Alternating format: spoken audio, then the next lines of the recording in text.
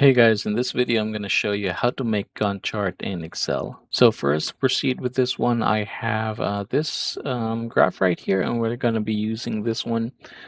Basically, what I have is I just name the tasks with like step 1, 2, 3, 4. That way it'd be easier for us to follow later on. And for the duration, I just subtracted the C2 or the end date to my start date in order for me to come up with the duration in terms of days.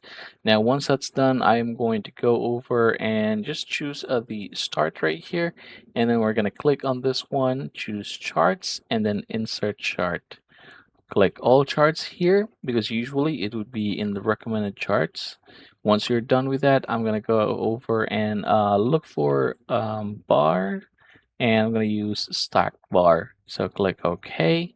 And once that's done, I'm going to add it here. And yeah, we're going to proceed with the next step. So I'm going to go ahead and right click, and we're going to go ahead and click select data. Click add right here, and then choose the duration. For the series values, make sure you delete this and add the values under the duration. Click OK, and then at the side you have here horizontal or category axis labels. Click edit, and then I'm going to go ahead and choose the tasks right here. Hit OK, and then hit OK once again. Now, if you see it going white or disappearing, just make sure you adjust it and it will appear right back.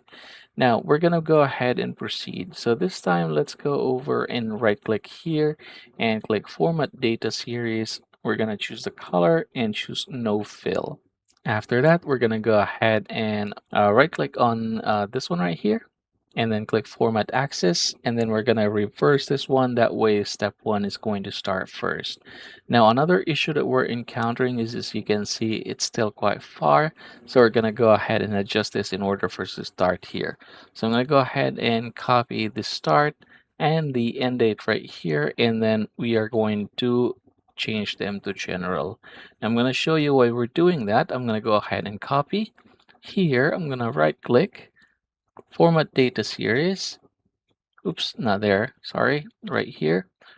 Right click, Format Axis, and as you can see, the minimum is actually the date. However, it does not actually, or it isn't actually capable of calculating date in that particular format. So we have to convert it to general, and same thing for the maximum. And there you go. So I'm going to close this one, and you can see that now it is just from the beginning till the end. So 14th of November, that's the beginning, and then 14th of December, or basically 15 because it goes past or it goes over that one.